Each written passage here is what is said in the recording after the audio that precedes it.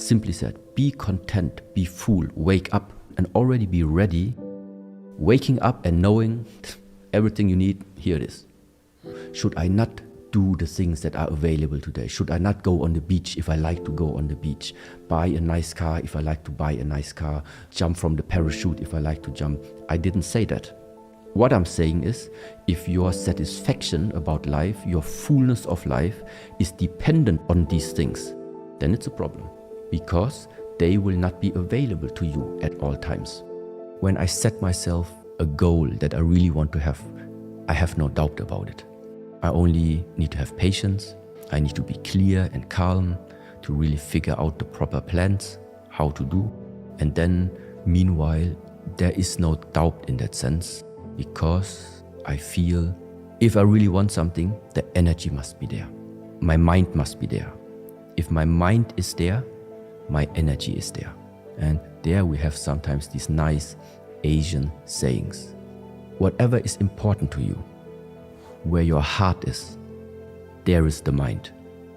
Where the mind is, so where the intention is, there is the energy.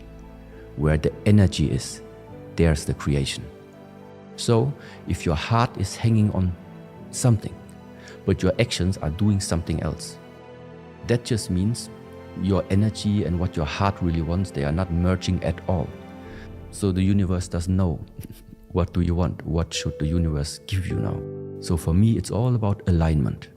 What I feel inside aligns with what I talk, it aligns with what I think, it aligns with what my actions do, it aligns optimally with the proper circumstances. And when everything is aligned, then the energy can just flow. Then it just flows and it just happens. Everybody, no matter where they are, is able to transform something about himself or herself. It's just about the methods and the understanding that, first of all, it's possible. Second of all, there are methods how to do it. And third of all, you don't need to wait for anybody to come into your life in order to start it. So the message is, there is a big part that you have in your own hands. And there's a big other part you don't have in your hands.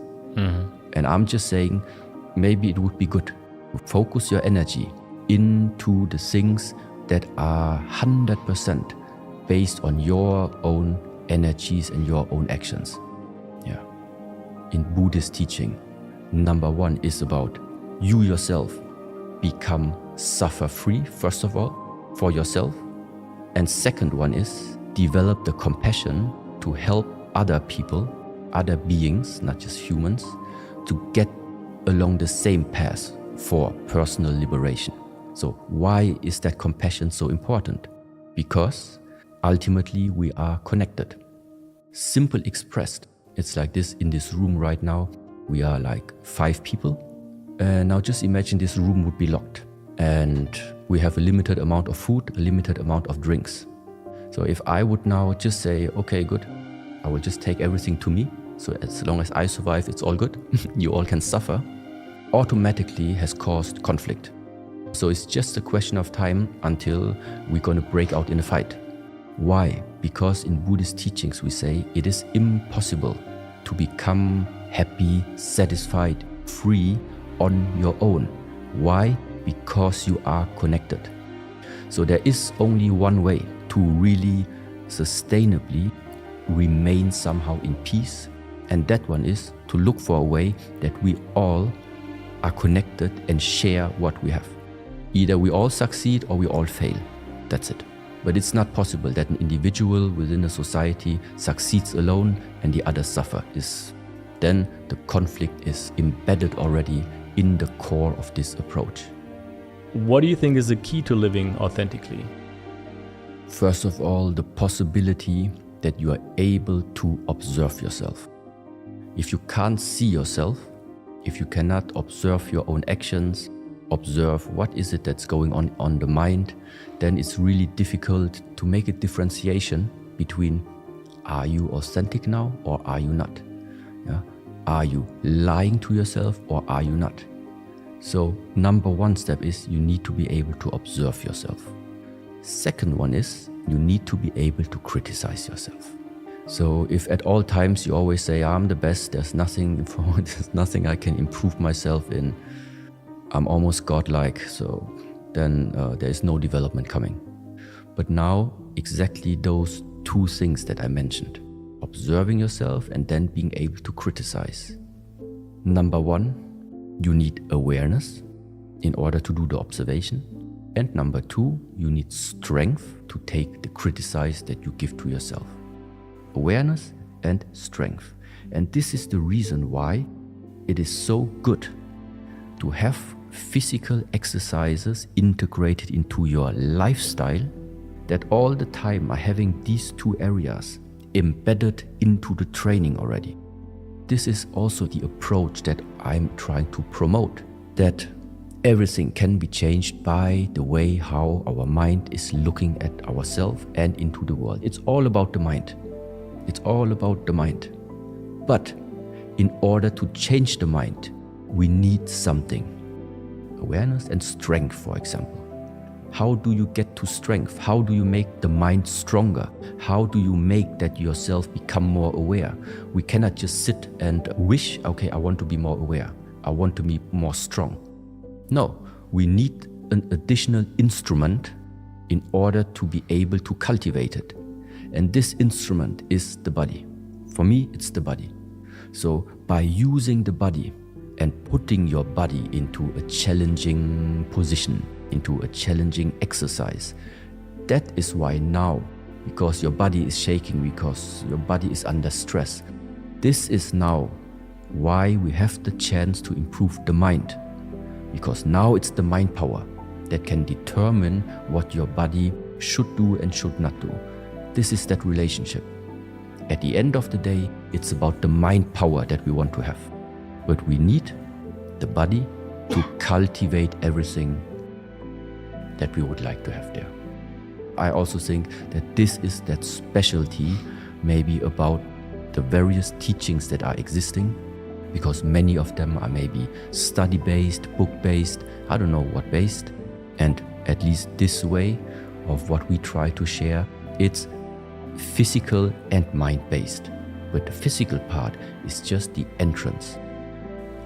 It's nice, it is exciting, it's beautiful, it's great to be able to immerse yourself from time to time into the possibilities of what this world has given to us.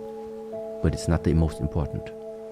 So the approach for me would be, first of all, find yourself, be content, first of all, simply said, be content, be full, wake up and already be ready, waking up and knowing everything you need, here it is. That's it. Now, whatever comes during the day doesn't really matter, because you know that this, it's there, it's full, it's complete. You have been complete already. And with this completeness of yourself, then now you can engage in the things. You can enjoy your time. That is not a problem, because you know already the basics or the foundation of your life.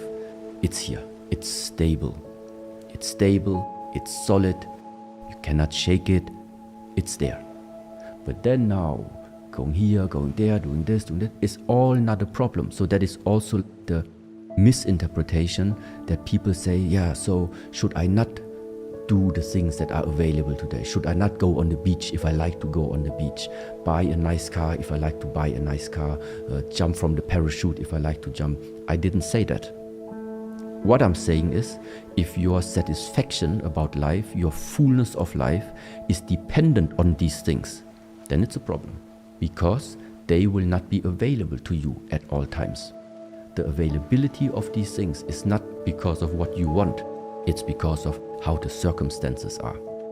And so the idea is, find yourself, build yourself up, invest in yourself, make yourself stable, figure out your place in the world, and afterwards, when this is established, now enjoy the world. This is what I'm saying. It's the lack of energy itself. The lack of energy resulting mainly out of the fact that too many people are sitting too much.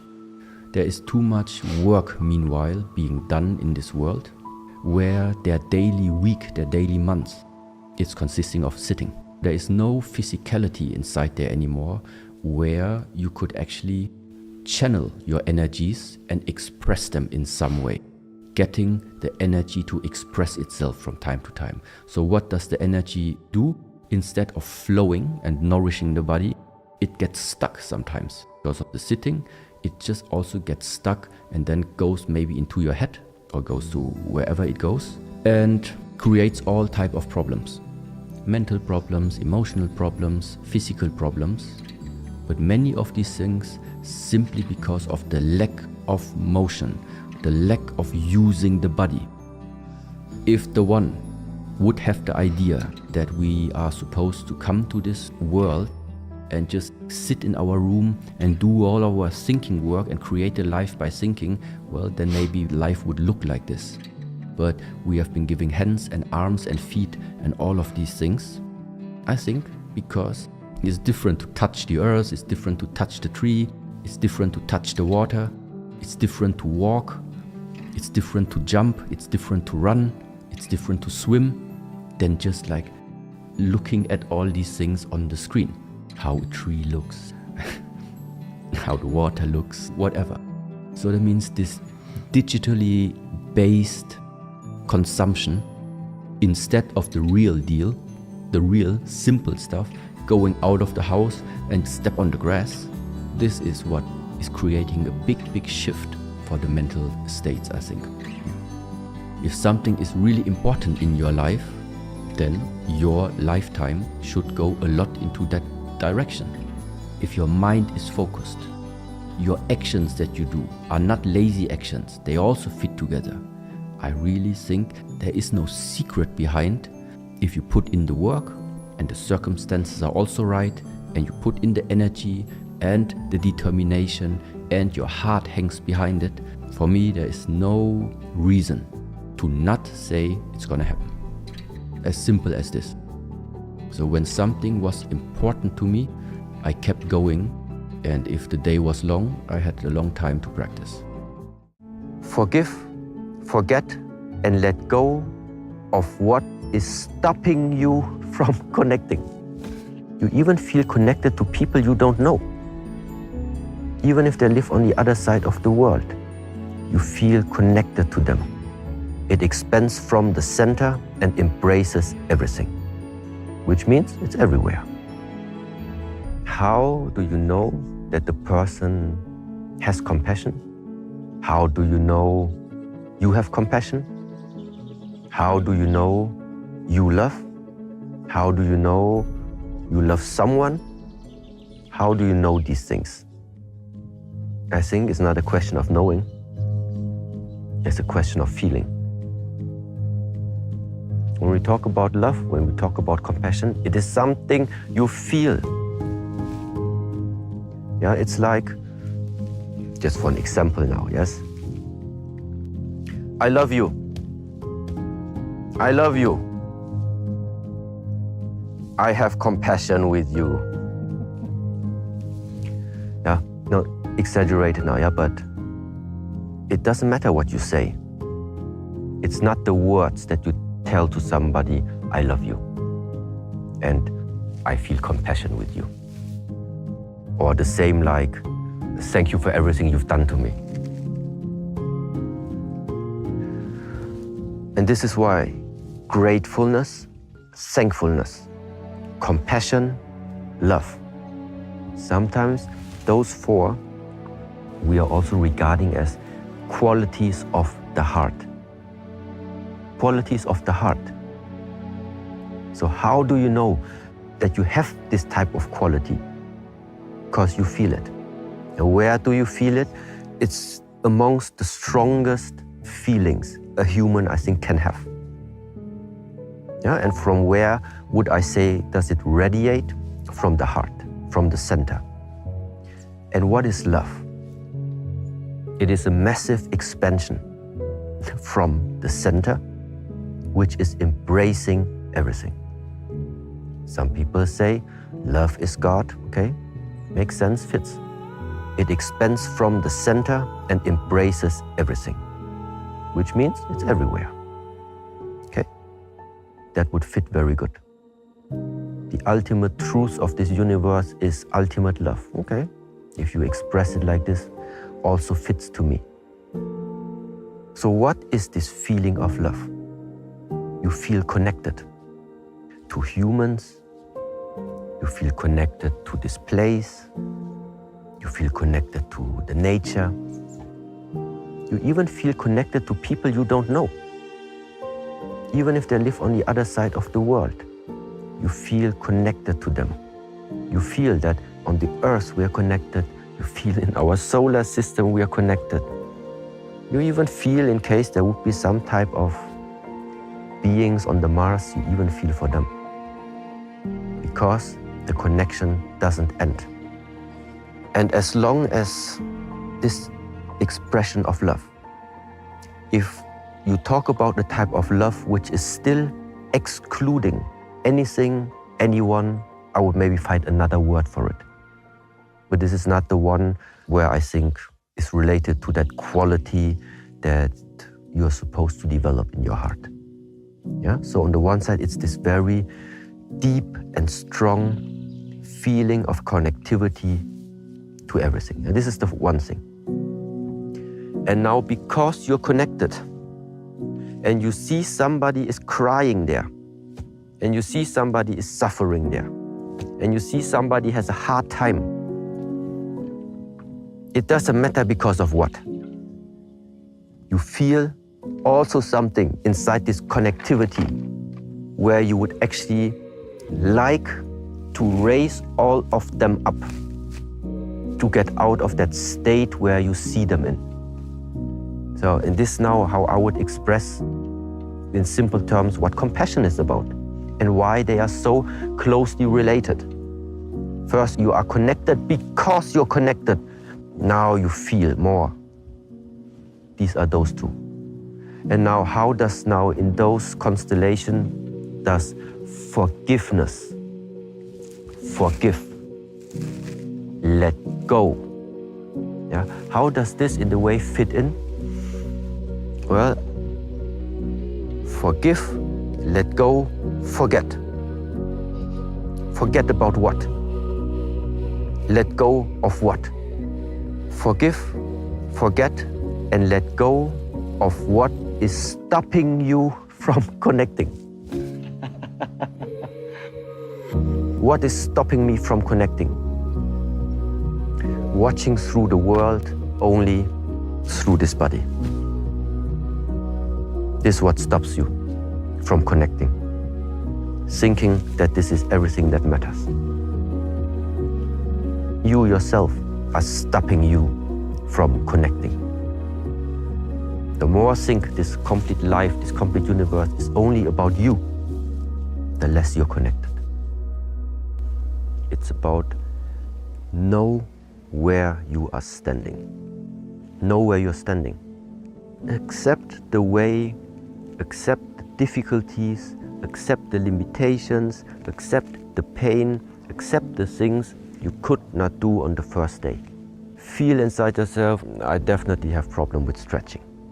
I have problem with stamina. I have problem with running.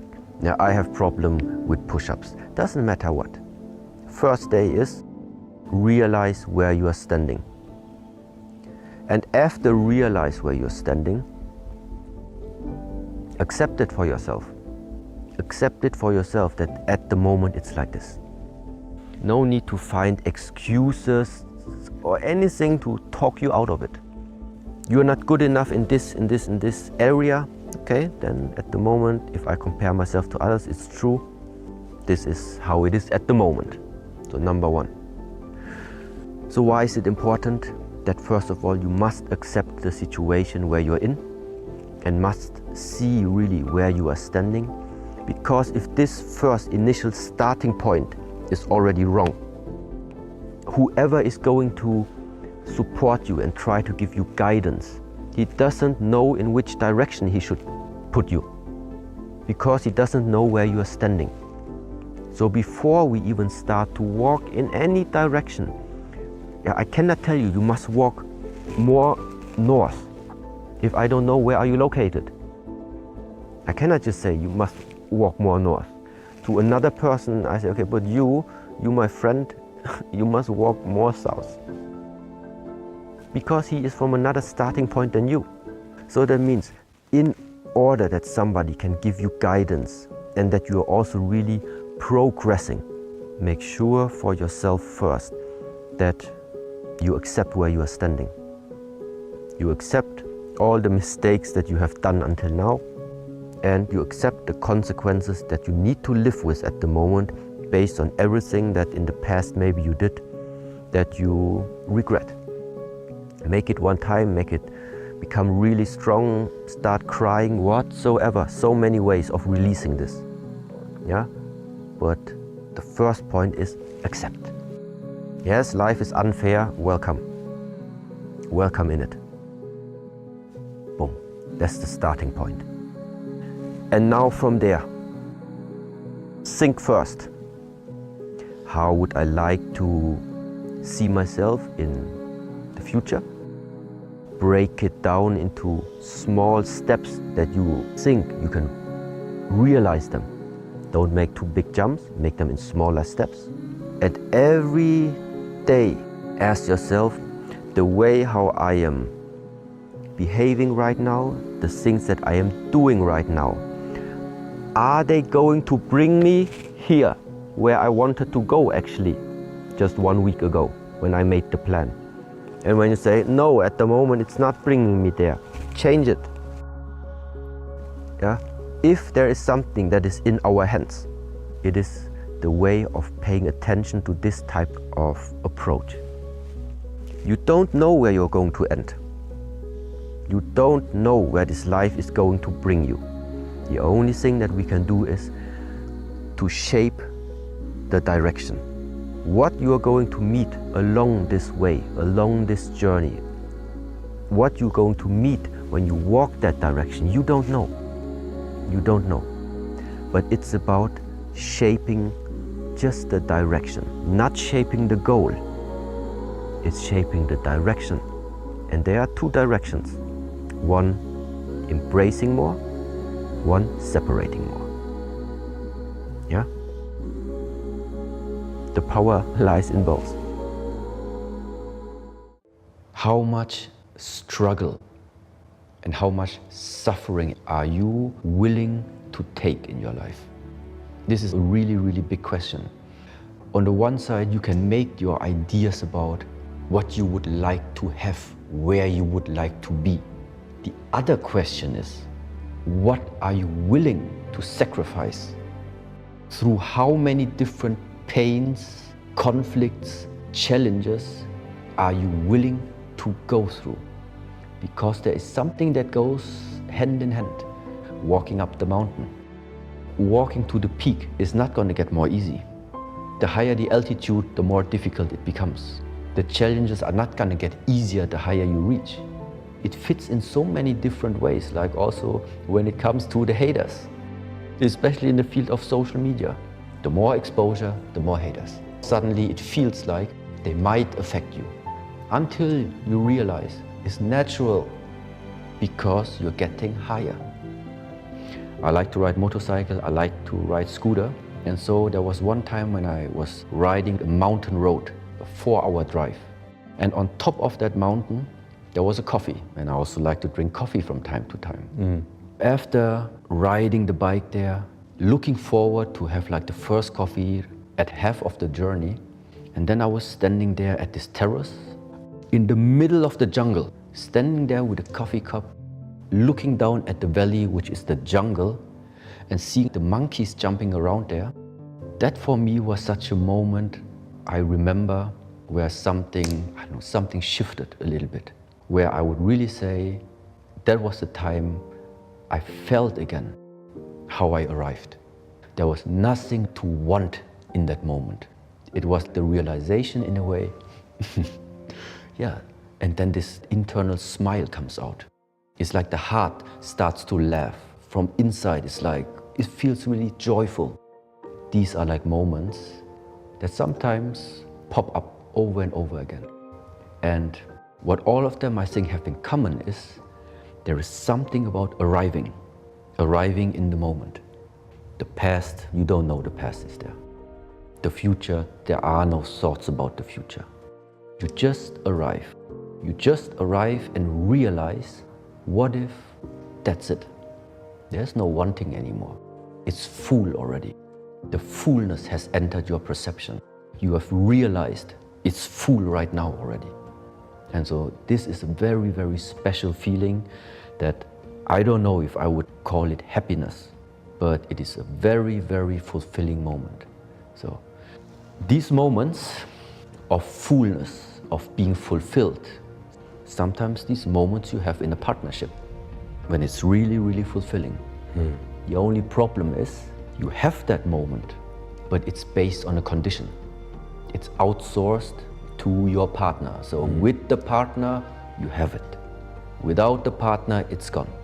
So that again, it means something outsourced.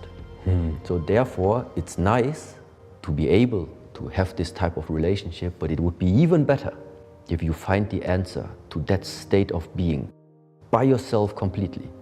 And then whoever accompanies you, it doesn't matter. I like that. Stop making too concrete plans and ideas how your life is supposed to look like. Let's just imagine we plan everything into detail. You plan it so well that actually you know already where you are going to be in 10 years. What's the point of waiting 10 years long, knowing already what's going to be the outcome? Like, you know right now already what's going to await you in 10 years. It's pointless. There is something completely missing that we humans are able to tap into. And this means sometimes that spontaneous things is what is adding the salt, that is adding the spices into it. If everything would be planned, let's put it like this, it's boring. I think it is the balance, a personal balance, or people need to find for themselves about, I am determined, I commit to something, I give my life a direction. Let's put it like this. You give a direction, but what appears along the way, walking towards the direction, this is you're open to. It's a kind of combination. It's not that you like freely float around in all directions, no. You are committed, you have a goal, that one is fine. But along this way, there is still something about spontaneity, there's still something about being able to adapt, being flexible, and also to sometimes immerse yourself into something that inside of your plan just wasn't there at the point of planning. Is that structure and the pattern of you are never enough of where you are. There is always something more. There was a time we had no mobile phones. It came out, of course there was time we wanted to have it. We did everything, we went to work, we earned the money, you got it. You got it, it didn't last. You looked for the next thing for achieving. You look for the next trophy to get again. You got the trophy, not enough. It's going to collect dust, you need the next one. So there I see there is a pattern. The pattern of how to spend your lifetime running after achievements and running after trophies that at the end of the day going to collect dust. You're going to not take them with you wherever you're going to go when you pass away. So very quickly for me, I said, it's maybe part of how you can spend your lifetime is not fulfilling. And this is the moment where then maybe some people talk about spirituality, a higher sense, a purpose. This is where then it came to me, where I started asking myself questions. What is it essentially I would like to do with this lifetime that has been given to me? It's not about knowing. It's not about knowing there are patterns. It's not about knowing this is good, this is bad. It's about, you know it, what you're going to do with it. What is your human expression with the knowledge that you have just attained in this lifetime? Everybody knows smoking too much is not good. What you gonna do with it? And this is where this practice comes in. Because it's hard, we need to practice. Because you cannot just like jump in the ocean and then start swimming. If you've never done it before, you're just gonna drown. So what you're gonna do? Step by step, train, practice, grow in confidence, grow in skill. And what's the advantage of it? A big threat is being taken off from your life. A big threat of just like going in the ocean and drowning. Instead of drowning even, you will start to realize how nice it probably even is to simply be in the wide, wide ocean, free. There's something special about it, but only if you have the skill. Without skill, it's like deadly. It's not the ocean that is the danger. The danger is that you are putting yourself in situations, into life, without proper skills. How much real energy, real effort, real discipline have you put into your daily life in order to get to those 100 push-ups? And this is the whole idea about what is it? Skill. You don't get skill as a present in this lifetime. You might get a talent, you might have a gift coming to this world, maybe from your parents, maybe from another source. You are gifted with something. But if you don't cultivate that gift on a regular basis, even that gift will just dissolve. And therefore, skill means there is some continuity to it, and there is the conscious investment of going through hardship. Because why can't you do the 100? Because you have never forced yourself pushing through your limits. When your muscles started hurting, you already stopped. Yeah, that's why you go to the point where it's burning, you get used to the burning, and next day you continue. So there's something about hitting the limit and step by step overcoming it. So, and this is where like this relation for me from the physical martial art practice, taking it back to how to build a proper, purposeful, fulfilling lifetime.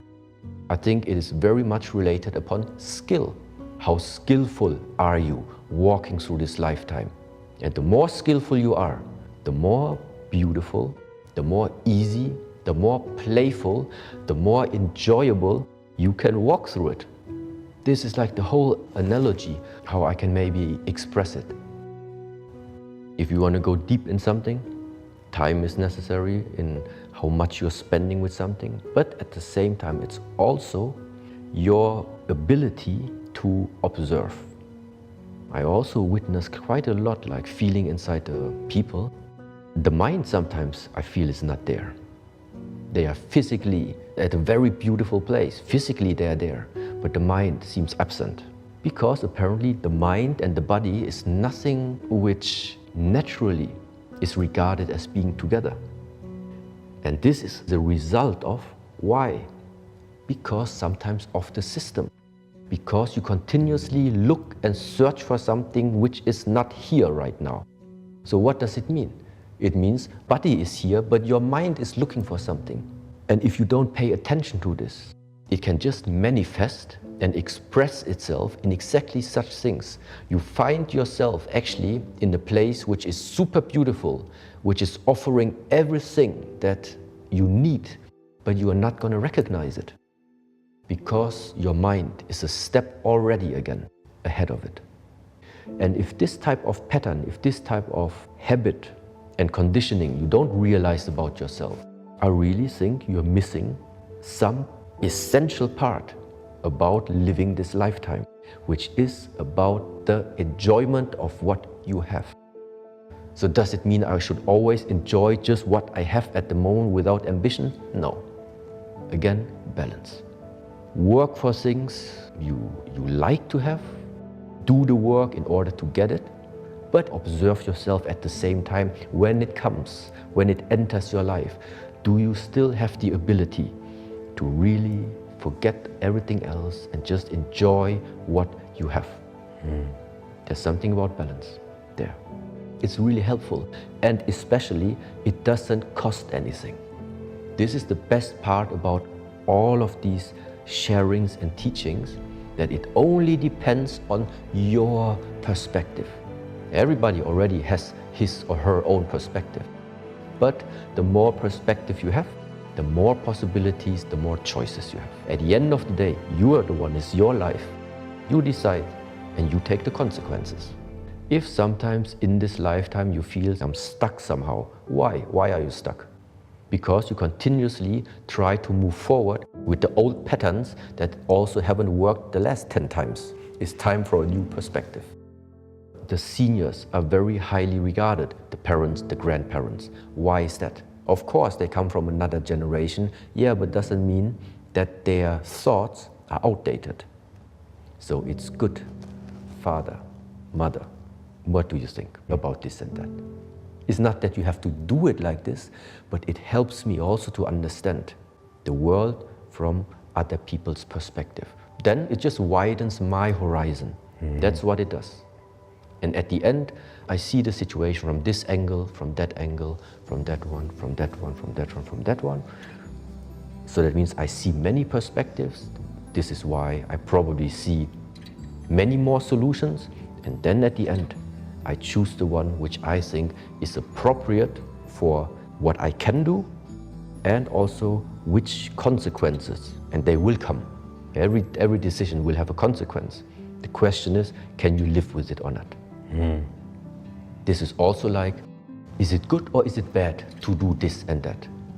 I don't think about good or bad. Nothing is ultimately good and nothing is ultimately bad. Let's just say, for an example, this idea of yin and yang, small and big, high and low. So those two fingers, if that one right now is considered small and this one is considered big, what I just said before, there is nothing ultimately good, there is nothing ultimately bad. Nothing is ultimately small, nothing is ultimately big, because it depends on relation. In this constellation, that one is the small one, that one is the large one. In this constellation, it just shifted. So it's not right to say that this one is always the big one. It's not true. Only in this constellation it's true. Same now goes for nothing is ultimately good, nothing is ultimately bad. It depends on in which relation to what. Based on this thinking, it's not useful for me to judge the world by this is good, by this is bad. So therefore, how to take decisions? Based on consequence. Whatever you do, it's gonna bring out consequences. And you decide if you are able to live. That's it.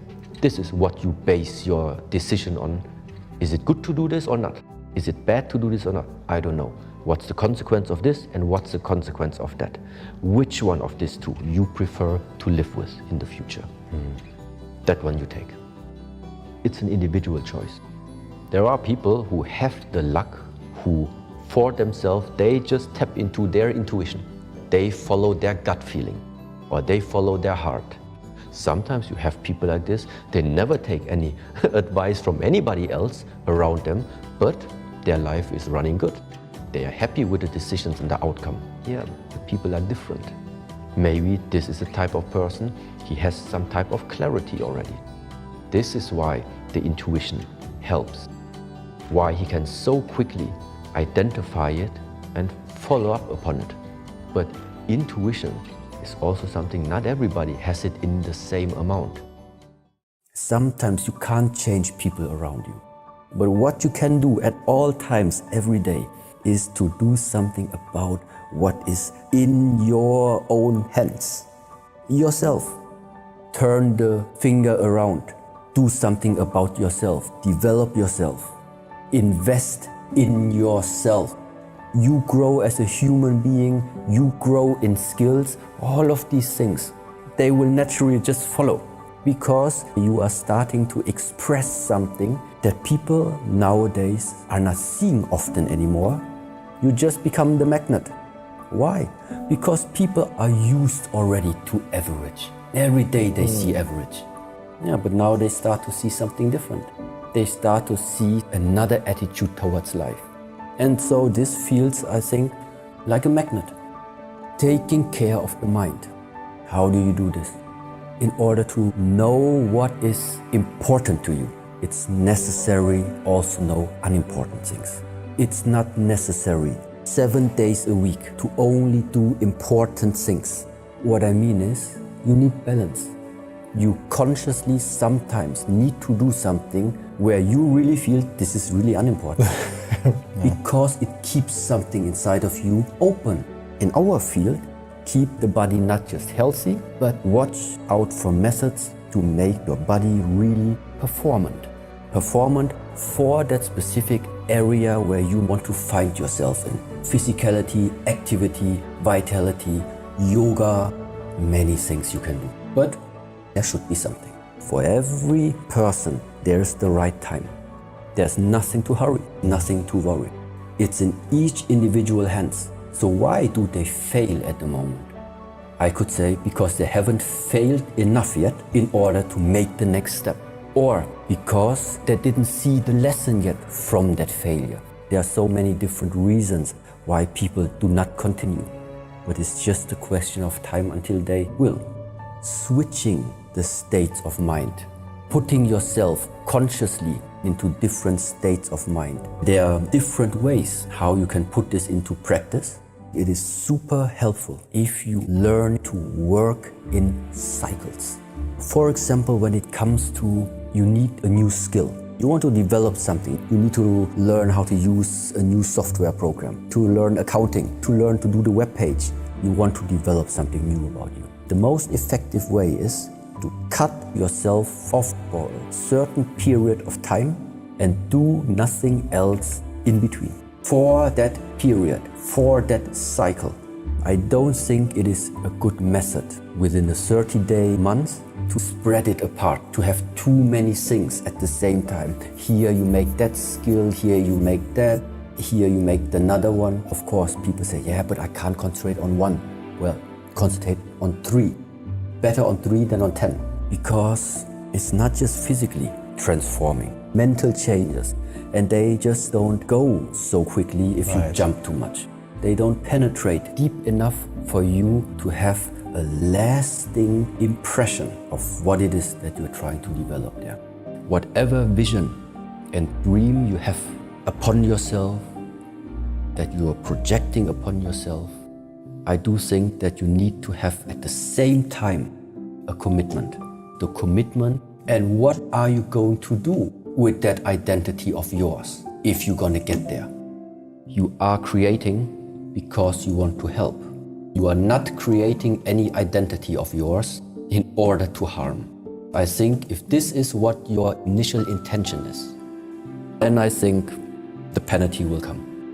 You might reach it in this lifetime, but if you bring this one to an end, if you continuously go there, you're going to be lonely. You're going to have everything you want. You're going to have everything that blinks. You have all the reputation, it's all great, everything you ever dreamt of, you have it.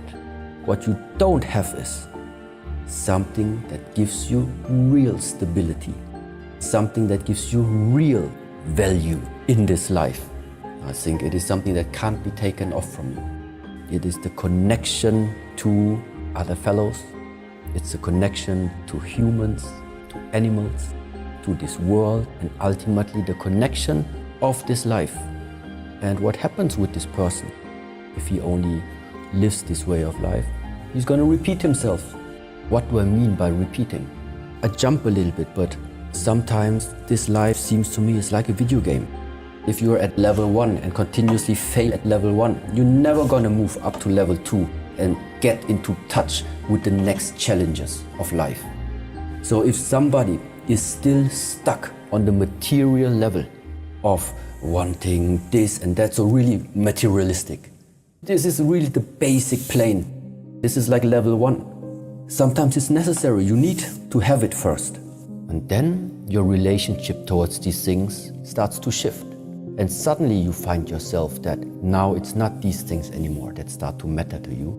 Now suddenly, since you're in level 2, now you're starting to ask yourself, okay, now it's not material things anymore, but I love my wife, I love my husband, I love my children, I love my dog, I love the jobs, I love my employees, but they are getting sick, they are starting to die away. This is now starting in level 2 to trouble you. So now it's the time, figure out a way, how do you walk through this lifetime, figuring out these challenges of life, that our ancestors lost people. Our future generations are going to lose beloved people. It's nothing new. How do you learn, despite the fact of that is existing, How can you still find something about yourself to still keep going, stay strong, still keep going and supporting and helping despite of these things? And then maybe level 2, you manage to find a way for yourself. And then you're going to be exposed to the next type of challenges that this life is giving to you. So what I'm talking about is that I'm not sure if life is getting easier. I just think that you are becoming more mature. You are becoming more skillful in order to tackle the challenges of life. You travel into the world of your memories and you travel into everything that you are still able to recall in your mind that has happened in the past, when somebody hugged you, your father, your mother, your grandfather, your first girlfriend, your first boyfriend, it doesn't matter. Recall the situation where you think this was the greatest feeling I have ever felt when I hear about that word love. Recalling it again and now know maybe how it feels. And after you have this feeling, now you ask yourself if something like this is existing and you would have the chance that the people in this world can choose in which state of being would you yourself personally would like to live and what would you wish the others to live in. I think if you're intelligent, you will only come up with one answer, which is for all of them.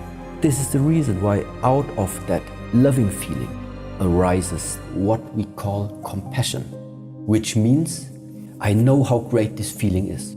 I know in which direction I would like to guide my life to finally have this feeling more in my life. Then you see people that are obviously sad, that are obviously having issues day in, day out and busy with their mind, and you see how they are suffering. And because you see it and now have this direct comparison to yourself, this is why it becomes so much easier now that you are not going to act anymore out of ill will. So the ill will is only there because you are not at that level yet where you can stand above it. Easily said. Invest your lifetime in elevating the openness of the heart for you. This is the elevation. But how are you able to elevate? How do you know at which level of elevation you are finding yourself? Well, this needs to be tested.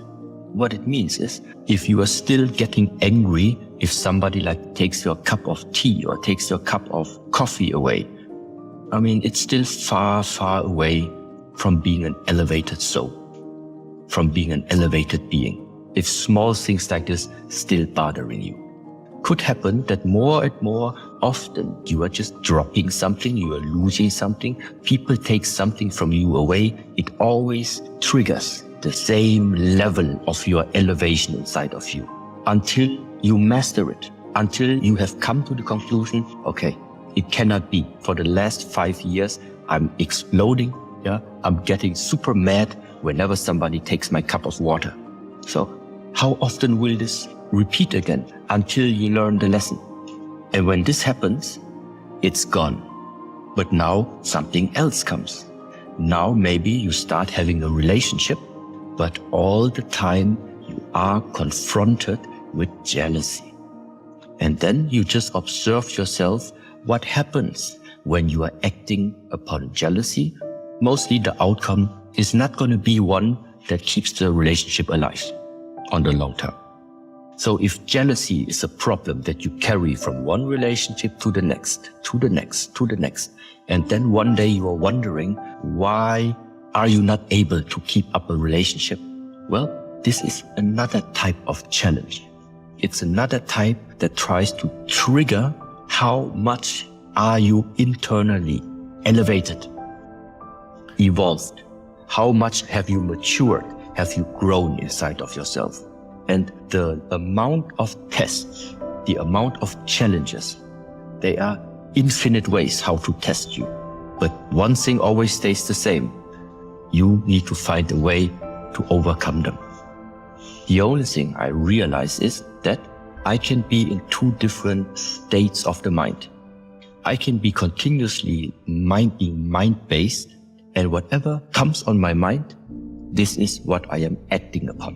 Whatever comes to my mind, I'm going to act on it. So just right now, if I feel like, oh, I'm hungry, so then I follow up on the thought, I'm hungry, so that means I have to stand up, I walk somewhere, grab something to eat, come back here, eat.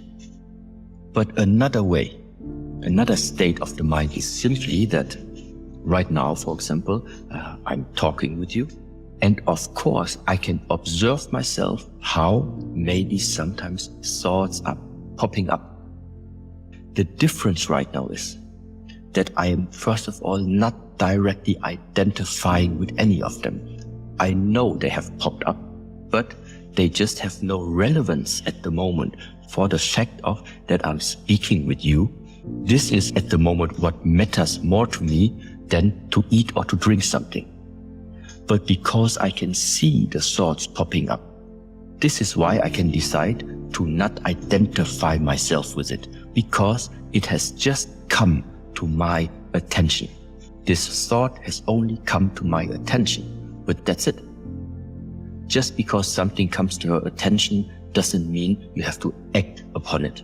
So one thing is to hold on to the thought. This is already the first thing that many people sometimes do. A thought comes up and you actively actually hold on to it. The second, I call it mistake. Yeah, it's not the proper word, but the second trap you can do is, after grabbing it, you invest even more attention to what you have grabbed there, which means now you're starting to fuel this thought. You're giving energy, you're giving awareness to this one thought. And the more this energy is now flowing into that type of thought, well, the more it's going to carry you away. But the bottom line of living this life is that from morning till evening, we all have thoughts, but the message is 90% of all the thoughts are unnecessary. They don't have a relevance for something that you really want to do when you wake up.